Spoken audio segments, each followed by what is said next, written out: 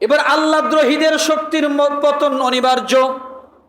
যারা আল্লাহর সঙ্গে দ্রোহিতা করে, আগেরটা ছিল নবীদের সঙ্গে, কারণ দুনিয়ার জমিনে কিছুদিন ভালো থাকা যায়, কিন্তু কোনো না কোনো সময় আল্লাহ তাআলা তাদেরকে শাস্তির আওতায় নিয়ে আসবে। কথা ঠিক কিনা? নমরুদ এ ছিল আল্লাহদ্রোহী। কি দ্রোহী? আল্লাহদ্রোহী। নমরুদ ইব্রাহিম আলাইহিস সালামকে বলে, কই তোমার আল্লাহ? ইব্রাহিম আলাইহিস সালাম আঙ্গুল ইশারা করে আসমানের দিকে দেখায় দিয়েছেন, আমার আল্লাহ আরশে আজিমে। নমরুদ কি করলো? তাহলে দাঁড়াও, তোমার আল্লাহর 12টা বাজাই।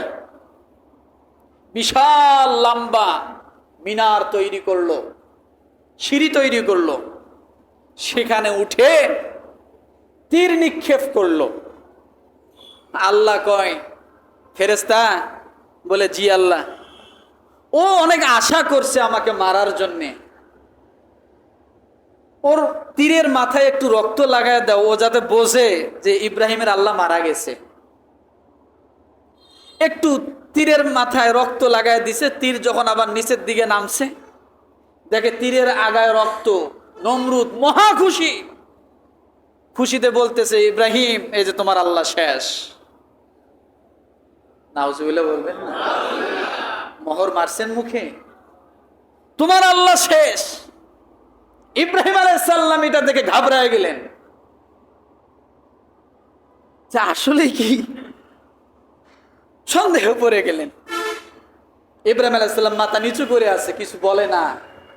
মনে মনে কয়, আল্লাহ তুমি কি আসলে মরছো? রক্ত তীরের মাথায়, বুঝলাম না তুমি কি আসলে মরার জিনিস। ইব্রাহিম আলাইহিস সালাম যখন এই কথাগুলো বলছিলেন, রব্বুল আলামিন ইব্রাহিম আলাইহিস সালামকে ডাক দিয়ে বলে, ইব্রাহিম আমি আছি, শুধু আছি না, এখন থেকে আমি আল্লাহ তোমার সাথেই আছি। যখন এই কথা বলছেন, ইব্রাহিম আলাইহিস সালাম পুরো সজাগ হয়ে গেলেন। আমার ভাইরা,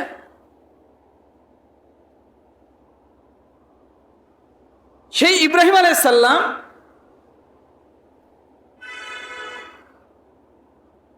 যখন নমরুদ তাকে অগ্নিতে ফেলে, তখনও আল্লাহ তাআলা তাকে সাক্ষাৎ দিয়েছিলেন। সুবহানাল্লাহ বলেন, যে আমি তোমার সাথে আছি, তুমি কোনো চিন্তা করো না।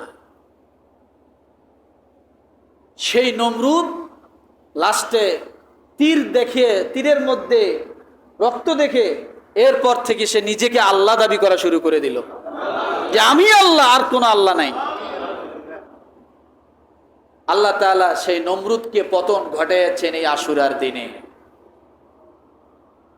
কোন দিন? আশুরার দিনে পতন ঘটাইছেন, সব ঝামেলা মিট করেছেন।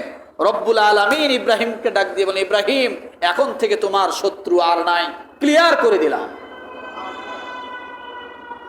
কি দিয়ে মারলেন? কি দিয়ে? ন্যাংরা মশা।